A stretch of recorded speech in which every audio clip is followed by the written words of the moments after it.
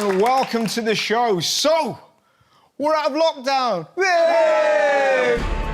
A lockdown in all but name. Almost the entire population of England is put into Tier 2 or Tier 3 restrictions.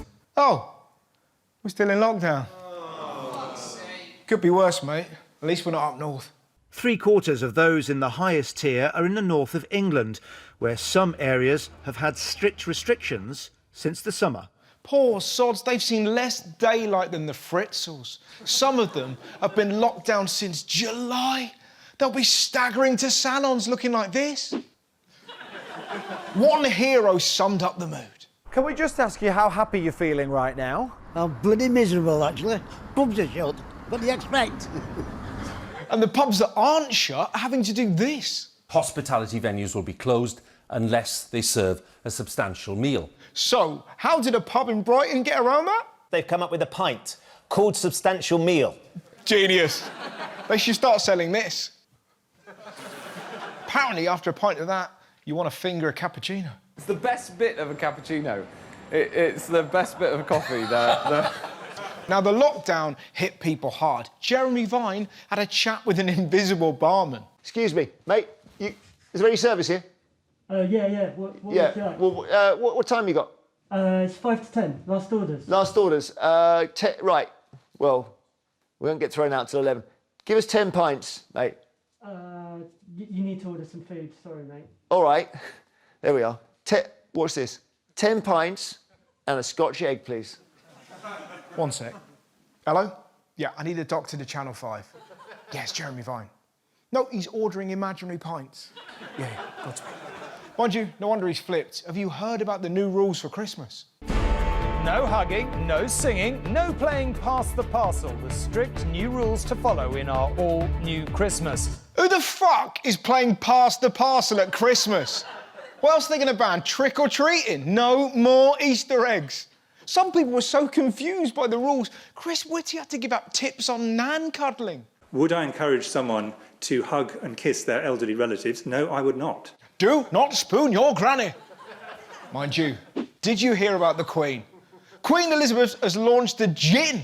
Apparently, she's drinking 3 bottles a night just to get through the crown. This is bullshit! None of this fucking happened! They're making me look like an arsehole. Mind you, Liz isn't the only one brewing up. Captain Tom has launched his own gin with proceeds going to charity. I love it. Only in Britain, only in this country would we get shit-faced to help a charity. I'm not pissed. I am saving the NHS. Or my name isn't Rita Ora. It doesn't matter about the rules, I'm famous. Now, Captain Tom Gin, I'll tell you what, they are going to shift gallons. He is so beloved. You could put his name on anything and it would sell, even these. Sprout-flavoured condoms. And we buy them, because if we've learned anything from lockdown, it's the British will buy weird shit. Did you know sales of karaoke machines went up 168%, adult costumes 246%, and tambourine searches 40%? This was definitely the maddest trend. Lockdowns have led to a huge spike in sex doll sales. I mean, there's panic buying and there's panic buying. John, have you got the bread? Oh, no, I got a fuck doll. This is madness. COVID affects your lungs. The last thing you want is something you've got to blow up. Imagine that, just kind of go, ah! Oh, God. Closer to death, but near to ecstasy. Who's buying a sex doll during lockdown? It's ridiculous. Anyway, moving on. Have you seen how long the restrictions could last? Senior sources have revealed that even if mass vaccinations begin in January, it'll be April before life returns to normal. April? Not now. Not now. She normally goes down a lot quicker than that. What makes it worse? Not everyone's keen on the vaccine. To the new coronavirus vaccine, and the government is expected to face some resistance when it's finally made available. A YouGov poll suggests 1 in 5 British adults will turn it down. Probably because the internet is full of lies. You Google vaccines, you see more bollocks than a rugby club party. I mean, listen to this guy. It's the most significant medical issue in society today is the injury from vaccinations. No, it's not. In this country, since 1978, 22 people on average per year were harmed by vaccines. To put that into context, 3,078 per year are injured by slippers, 315 by photo frames, and over 1,000 by Christmas trees. And that's not even counting the anal injuries to fairies.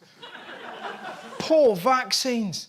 They've got worse PR than Meghan Markle, which is pretty depressing because they've got rid of diseases like smallpox, polio and tetanus that used to kill or disable millions.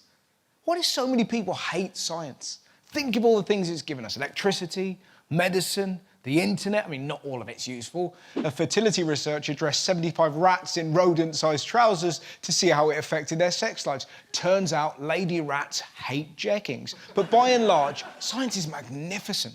The main concern seems to be with the speed of the vaccine. Some are worried about how quickly the vaccines have been produced, saying they might not have been adequately tested. Why is it so quick? Well, after Ebola, scientists were already working on what to do if another pandemic came along. COVID-19 was very similar to SARS and MERS, which meant they already knew how the little fucker behaved. So they modified a virus that infects chimps to produce the same spike protein from COVID. The body then produces antibodies that recognize these spike proteins as a threat. So when COVID attacks, our immune system is ready to kick its ass. Oh, and they started working on this 2 weeks after it was discovered in Wuhan. That's literally 19 weeks before Donald Trump told us to inject toilet duck. Next up was the testing. Stage 1, very, very small to check it doesn't fuck you up. Stage 2, slightly bigger to see if the vaccine works. And stage 3, inject thousands to check A, if it works, and B, it doesn't fuck you up. Now, normally scientists have to apply for grants, get them rejected, write them again, get approval, and find people, let's not muck around, mad enough to inject experimental drugs. Now, this normally takes years because the world was locked down with nothing to do with Zoom quizzes, baking, or cutting their kids' hair to look like a pensioner. Things sped up, the money rolled in, scientists stopped sewing sexy rat trousers, and thousands of volunteers said, pump that monkey magic in my arm. All the while, governments bought what's technically known as a shitload just in case they worked. That is why it was so quick. But then some people think it's more sinister. Listen to the reason why they wouldn't take it. They wouldn't take a vaccine because of Bill Gates. Bill Gates? Why? I personally believe that Bill Gates has put a chip inside of these vaccines and that they're going to make us all get them. I'm not having it. Bill Gates wants to put a chip in my brain to read my thoughts. I just want to be left alone. And yet, you're on TikTok. Bill Gates can't control the world. He can barely control his arms. Can you do the dab real quick? Damn, Bill! Back at it again with the dab. That's not the dab. That's 11:15. He looks like a broken bottle opener. It's not just Gates. Some people believe this about the vaccine. That it was part of a fascist plot or a conspiracy by the global government. Global government? The UK couldn't organise a track and trace system. The Americans couldn't tell the difference between a hotel and a landscaping centre. And Sweden, wow. For 15 years, the Swedish government thought enemy submarines were invading its territory. And what were the strange noises their radars were picking up? Turned out to be herring farts. Forget rat trousers, we need fish nappies.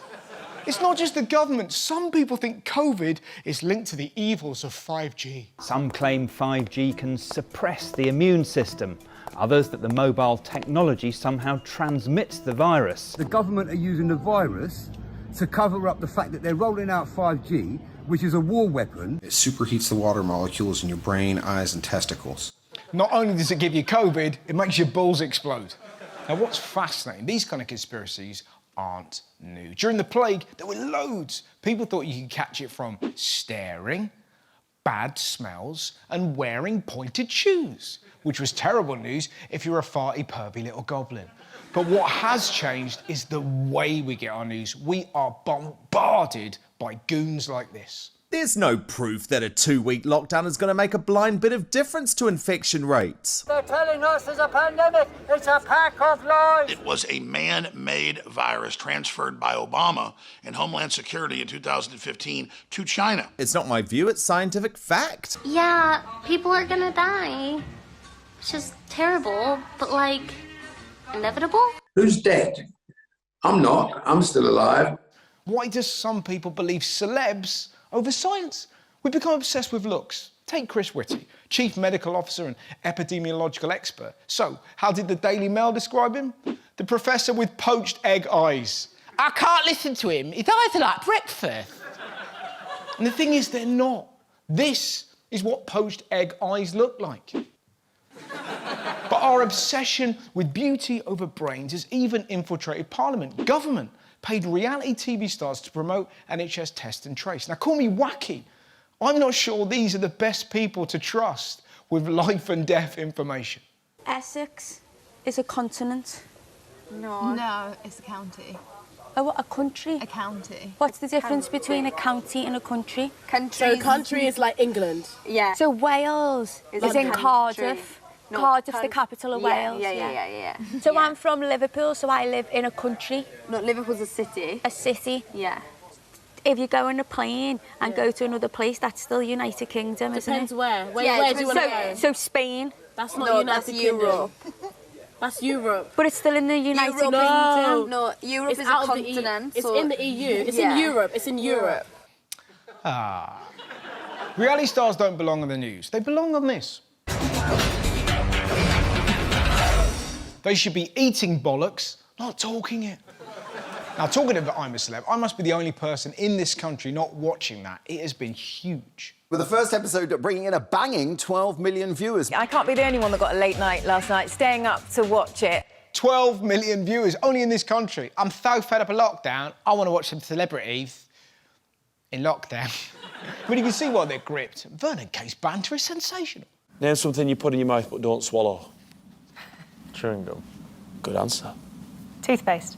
Yep, that's the top answer. Yes, I mean, normally it takes people longer. You know what I mean? You have a right laugh with it. Right, here's another one, right? Something you find in an office. Stapler, yeah, top answer again, yeah. I can do magic tricks, you like magic? Now, what I find hilarious is the PR attempts this show is using to make it sound dangerous. I'm a Celebrity Stars warned of attacks by seagulls after a spate of muggings were reported. Hello, officer, come quick. A seagull stolen Mo Farah's wallet? It's not just birds. Apparently, I'm a Celeb's castle is haunted by a terrifying ghost of a horse. Dun, dun, dun. Did you see the photo that the Daily Star used? Whoa, it's a see-through horsey. Apparently, they think it's a horse because they've heard panting, whining, and strange bleating sounds. I think I figured that out. It's filmed next to a popular dogging site. Join me after the break when I'll be chatting to comedian and podcast pioneer Richard Herring.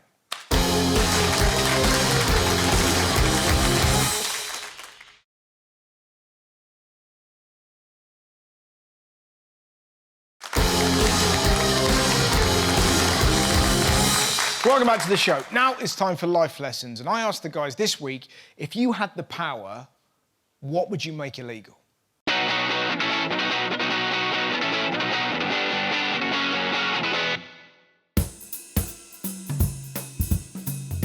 Something I would make illegal is COVID-19. I think they should have made it illegal after COVID 1 to 18. Banana bread.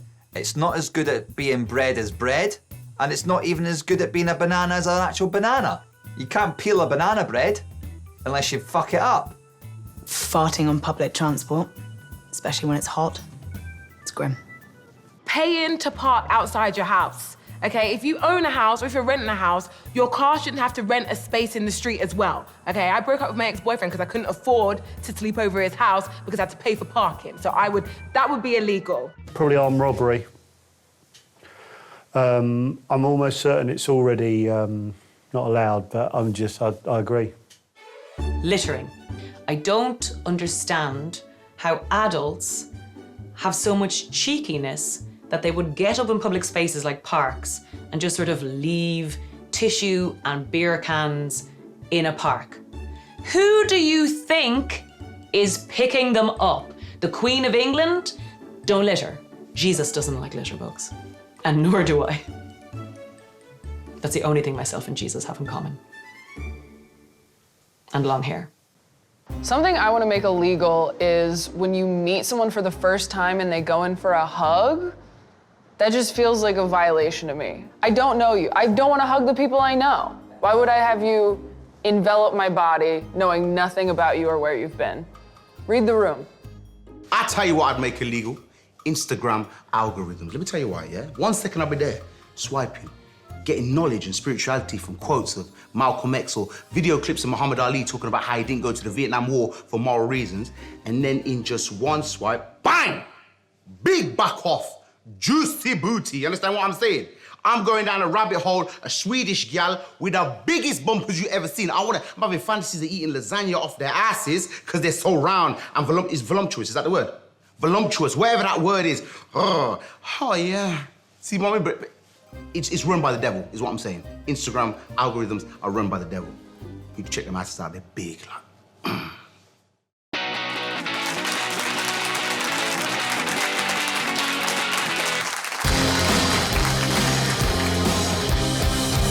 Now, my guest tonight is a comedian and podcast pioneer. Richard Herring rose to fame as part of the acclaimed comedy duo Lee and Herring. He then went solo with 2 decades of sellout tours, including Talking Cock and Christ on a Bike. But the more I read of the New Testament without being arrogant, the more I saw that I was Jesus' equal and better. Before launching his smash hit Leicester Square Theatre podcast, where he interviews the biggest names in comedy. And now he brings us his new book, The Problem with Men. Ladies and gentlemen, the wonderful Richard Herring!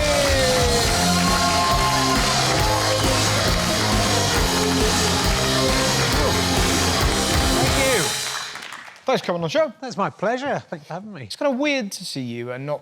because we normally touch. I know, we're very tactile. Yeah, it's kind of odd. When the vaccine's out, you're the first person I'm coming to see. Well, that's haunting. What are you looking forward to? Have you got, like, a specific thing? You know, it's just getting back into theatres again, isn't it? It's been so sort of... I've been doing everything online and it's been fine, it's been lovely and lots of good stuff's come out of it, but... it's just not the same doing the podcasts. But I to thought no of you audience. because of all the people I know, I think you're probably best suited to being on your own. And let me explain that. Because I don't know anyone else that plays snooker with themselves and has a podcast where they play snooker with themselves. Well, a lot of the things I'm doing in lockdown feel like they've been invented for lockdown, but they haven't. Isn't it weird?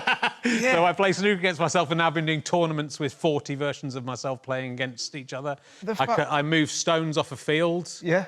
I've started doing a ventriloquist show with me and puppets. Why have you done that? Because it's very exciting. I'm very excited. I've got a 128-year-old ventriloquist dummy that my great-granddad made. Right. And I used to use it as a student and I kind of thought, oh, let's give it a go. I've got a Twitch channel. I thought, let's give this a go, see if I can do it. Yeah. And I'm a bit better than I thought. It doesn't matter, because it can be bad anyway. Yeah. But then I've just created all these crazy characters out of dead wasps and Marmite lids and all sorts of...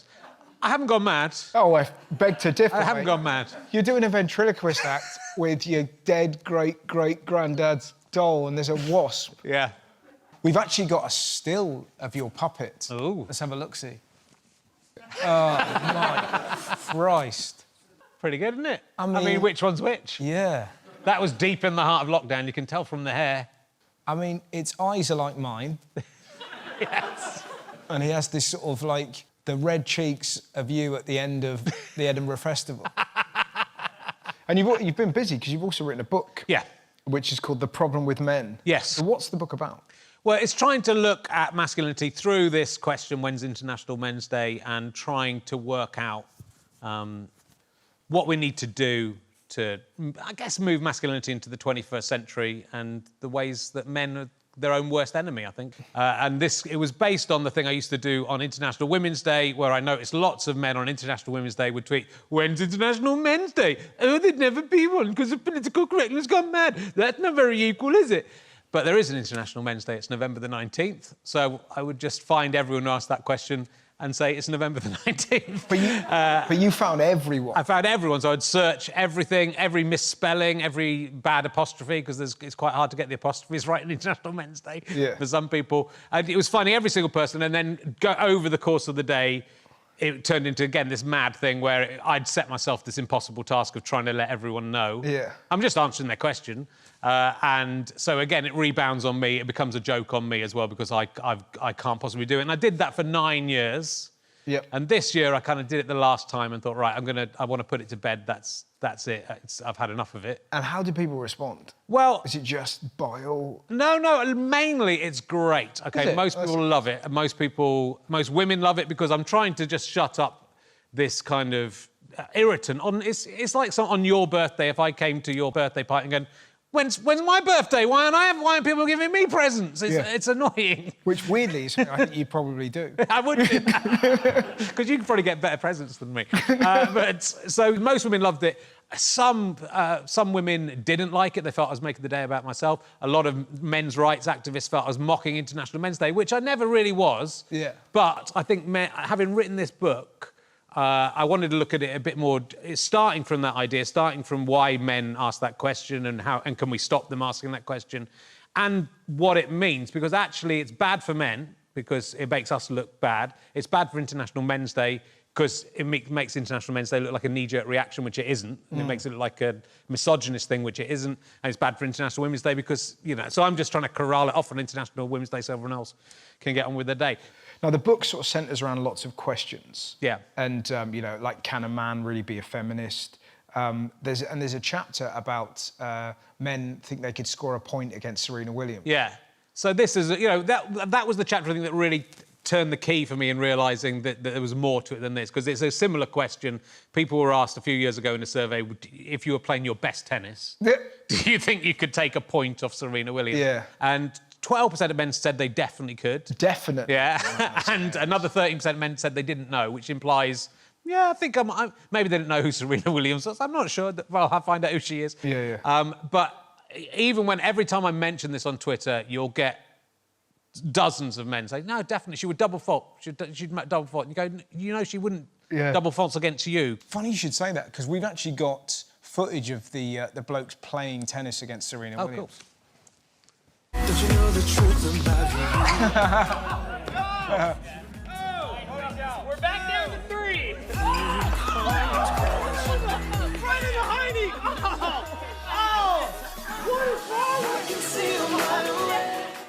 And look how slow. Yeah, she's not even was hitting it hard. So slow. She serves at something like 130 miles an hour in the big games. Yeah. That was probably 30 or 40 miles an hour, wasn't it? But it's something about, there's a certain type of bloke that just backs himself. Like, there was a poll that 62% of men say that they would take a punch from Mike Tyson for 50 grand. It's just like, what? Do you know what I mean? No, definitely. I'll just roll it. The overconfidence of men is so bizarre. Where do you think that comes from? Well, I think we can't admit. Men find it very difficult to admit. I'm very competitive, and I find it difficult to admit that I've made mistakes. Yeah. And it's sort of it's in us because we've been told that we can't. We're showing vulnerability if we cry, or if we admit mistakes, or if we think someone. If you look at Donald Trump and everything that's going on with Donald Trump, that's the archetype, isn't it? He won't admit he's lost because that's weakness. He won't admit he's vulnerable. He won't ever admit he's wrong about anything, and that's it, sort of personified.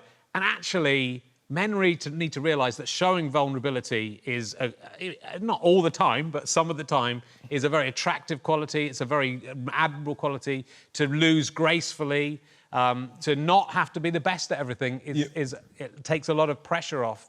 The overconfidence helps men up to an extent. It helps them get jobs, and women have a more realistic view of their abilities. And in the job market, that can lead to men getting jobs that they're not qualified for. So it's sort of interesting, but I think being vulnerable. I mean, I think as comedians we know it, but expressing yourself. Yeah. As a comedian, the big moments of me have been when I've told the most embarrassing stories possible or admitted to the bad things I've done. So when I did the show Talking Cock, which is a sort of similar theme to The Problem with Men, people I would talk about penile injuries, and there was a thing about snapping the banjo string. If you're using friction, you can break the little bit at the top of your penis. And one day, a guy just came back into the auditorium pretending he'd lost his cigarettes, this big, muscly, tattooed guy, and said, "Oh, that bit about the banjo string, I thought that was the only I thought that was the only one that had ever happened to. It's amazing to hear that talked about. And you could see him almost crying and tears coming in his eyes. No, he'd never even felt he could talk about that, and he thought because he was the only person it happened to. Yeah. So by doing a comedy about stuff is a good way of getting through to men, but also, you know, it's just the honesty. It's a good policy. Yeah, but you're completely right. It's sort of, and you don't have to be, the great thing about talking about things through comedy, you don't have to be pious or high and mighty about it. You can be ludicrous and stupid, and you can go off in sideways directions. You don't have to be, this is the way that you should think. No, I think like people have to calm down a bit. It's all about tribes, and that's what this book is about as well. It's not kind of, it's called The Problem with Men, which does seem a bit like, oh, but it's about just making small shifts and talking to people and listening to people. And, you know, I'm not right about everything, and I'm asking questions. But I think, you know, for me, if I could just do the one thing of just say, let's just stop asking that question on one day. And little steps like that, it doesn't matter. You know, some people are always gonna find criticisms, and that's just some people's MO, isn't it? You sort of have to ignore it. But I do think we're turning into tribes, and it's not helpful, right? If we want equality, if men want equality, if men's right activists want equality, feminists want equality as well. You want the same thing. It's the same. Equality is the same. You can call it different things, but we're actually fighting for the same thing. So if women get equality, men get equality. You know, that's something that has to be looked at. And the Black Lives Matter thing was the more, you know, because that asking when's International Men's Day and International Women's Day is the marijuana that leads to the hard drug of asking, why don't white lives matter? Black lives matter doesn't mean white lives don't matter. It's, you know, it's very easy to understand what Black Lives Matter means. It means all lives matter. It's just saying black people are being prejudiced against in all these circumstances we've seen. And so to willfully misinterpret that or even believe that that's a really weird place to get to. And it's so easy to explain why that's a stupid position, why people go, when's White History Month? Well, we don't need that because all the history we're taught is of white people. We don't hear the stories of the black people, so we have a month to try and slightly redress that massive imbalance. And so it's not hard to explain these things. I think in the book, it's a short book, it's very quick and easy to read. And because I was forced to make it short, I had to really get my arguments, you know, very sharp and together. And I think it's really nice to see it just in black and white and explained. And, you know, all I want from it is the one thing, which is for men not to ask that question on one day. But I think if we can do that, you know, I think the dominoes might start to fall behind that as well, weirdly. That was fascinating. Thanks for coming on the show, mate. Thank you. No, thanks. Ladies and gentlemen, the wonderful Richard Herring! Join me after the break for the People's Poll.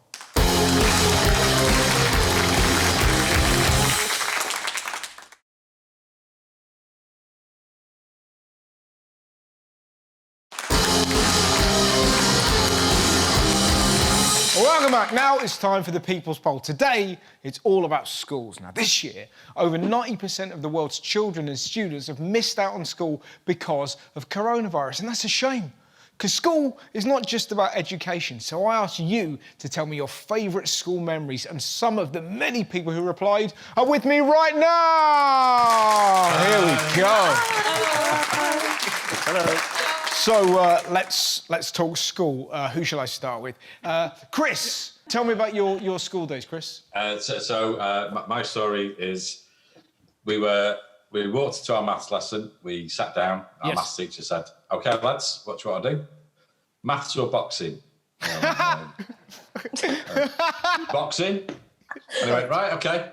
Pulled 2 pairs of gloves out of his desk. Fucking hell. Yeah. He said, right, put the desks all in a square, pick an opponent. So me and my mate were like, well, yeah, I'll fight you then. And he said, right, first 2 minutes are body shots only. Last minute, you can hit the head as well. And I stood there for 2 minutes going, like that. And he said, right, last minute, I went, bang. Wow. And my mate went flying over the desk. So. Wow. And that's my story. I love the idea, and that's why you can't add up. You've got a lovely... Isn't that just... Like, how old are you, Chris? You don't mind me asking?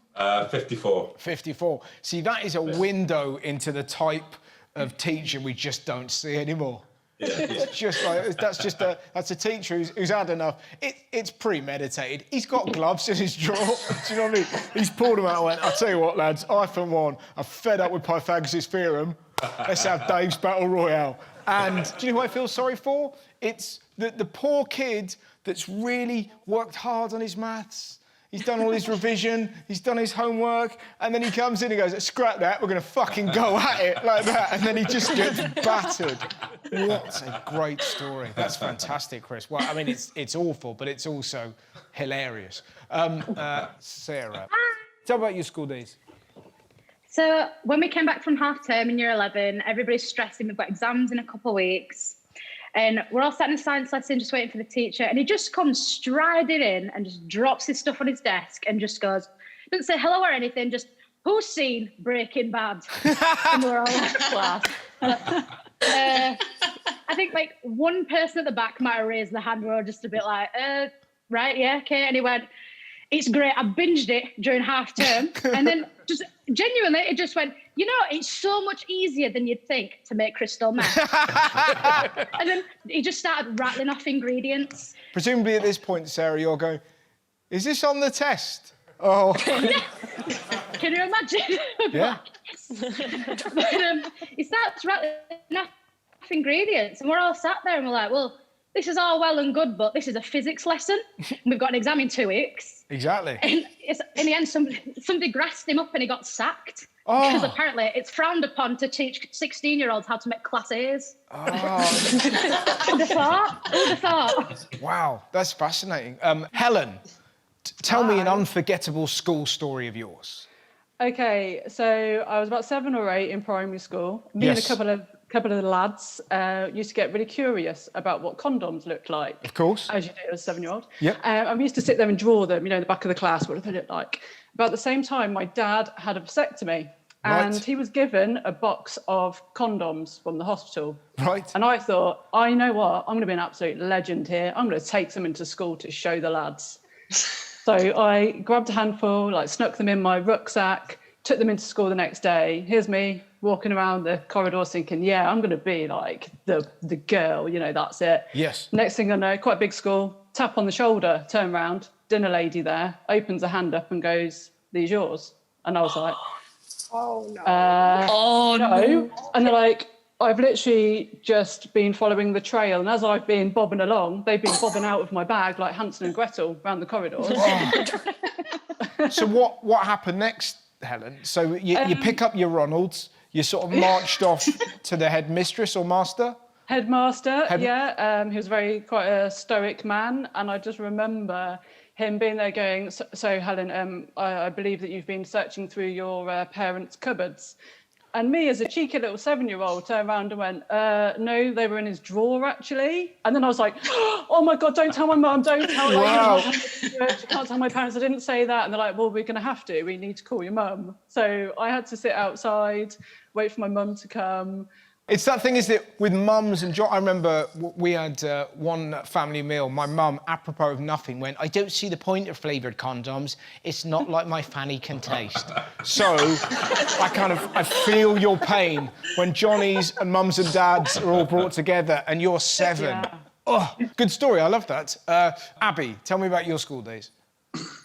So it was about week 2 of Catholic school. I was 11 years old and it was lesson number 3 of religious education with a rather eccentric teacher. Perfectly. Yeah, I love that. That was a very specific start. That was fantastic. So it was about lesson 3 and he was taking this lesson to teach us the different types of love. So he explained this by saying, you know, the love you've got in your heart for Jesus is very different from the other sort of love.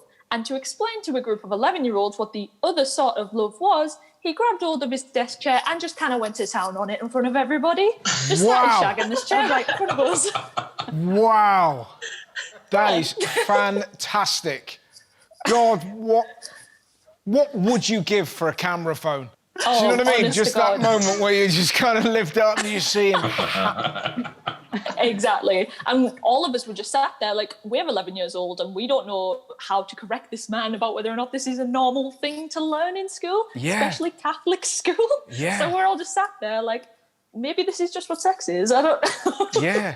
And Was he shouting anything whilst he was banging the desk? Not so much. No, it was a fairly silent shag. I can't lie. I imagine it's the most silent shag that's ever taken place in the Deathly history. silent. God, poor... Jesus wasn't so happy about that. Oh, I bet he wasn't. Wouldn't it be great if one of the kids in the class went, sir, that's not how you get wood? There you go. Nomi. Is it not, am I pronouncing that right? Yeah, it's all good. Sweet. Nomi, tell me about your school days. So in secondary school, I accidentally became a sort of drug dealer. Okay, whoa. Yeah. Back up. How do you accidentally become a drug dealer? Well, it was summertime and I suffer really badly with my hay fever. Right. And in one of my lessons, the lad that I sat next to, he's always asking me to basically sell him my hay fever tablets. I was thinking, all right, I can get some more, plus I can get some Haribo, happy days. Yeah. I later found out that he was crushing them down and selling them on to the year 7s as coke. Wow. So the year 7s would basically be like shoving crushed Puritan up their noses and then wandering around the school acting like they're absolutely off their faces. But yeah, they just had a nose full of Puritan. That should be the new Haribo advert. Wouldn't that be great? The happy sound of Haribo. And there's just sort of 11-year-olds in the background like that. I can't feel my feet. Oh, cool. Emily, tell me about your school days.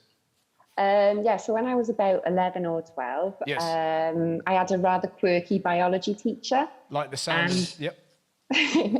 And one day she came in pushing a trolley with a bash over it, blue bashes.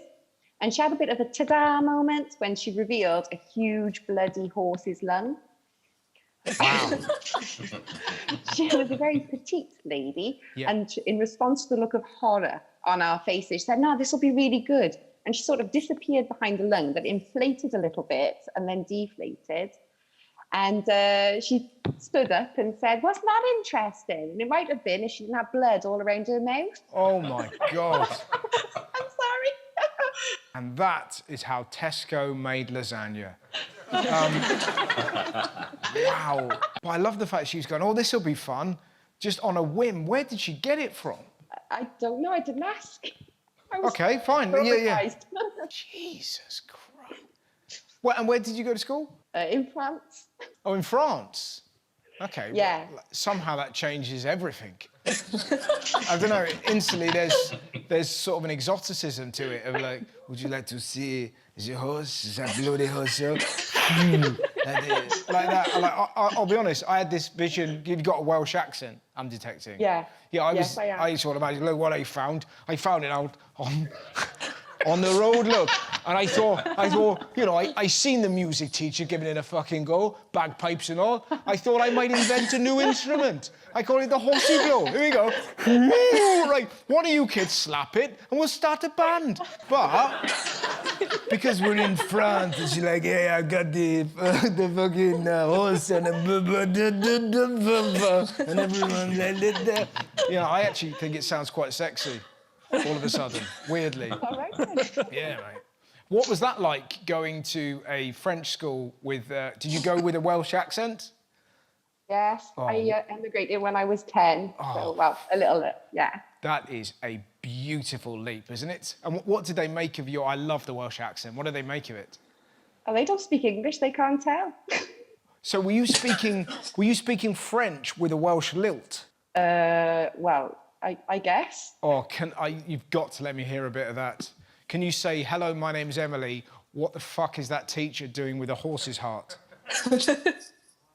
What the fuck is that? No. I meant actually French. Not like, or is that what you were doing? You're walking around, hello, everybody. It is nice to be here. I'm from Cardiff. Can you speak French? Yes, I can. So can you say that in French? Oh mon Dieu, qu'est-ce que fait ce professeur avec le cœur de cheval? See? No idea. Oh, I feel like a fucking teacher near a desk. Do you know what I mean? You want a condom? Sorry, Abby. Sorry. I tell you what, brilliant stories. Thanks very much to everyone on My People's Poll! Finally tonight, it's Good Deeds, in a community in Wales who are offering a lifeline for underprivileged kids who want to play football. Hi, I'm Carl and I started the boot room. And we supply free sports boots for children.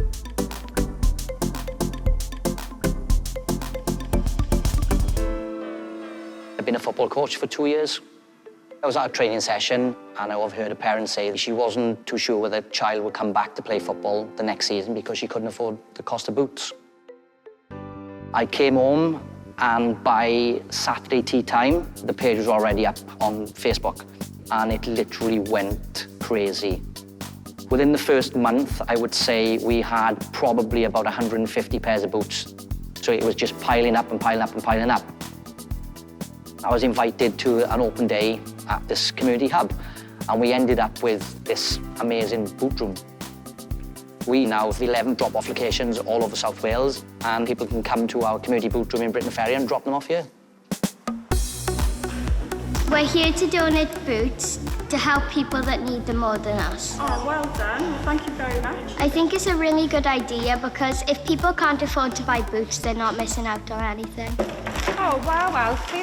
I donated before and I donated about 74 boots and I got even more boots today. My friends from school and my mum's friends over Facebook have been delivering these boots and I've been picking them up from basically all over Wales. So yeah, this is all of them. Wow. It feels brilliant because I know that I have the luxury to buy boots and other people don't, so it's nice to donate them off. It's literally for everybody. Anybody that walks through that door that needs boots, we will give them a boot. No questions asked. We were the first family to receive a pair of boots from the boot room. There we go.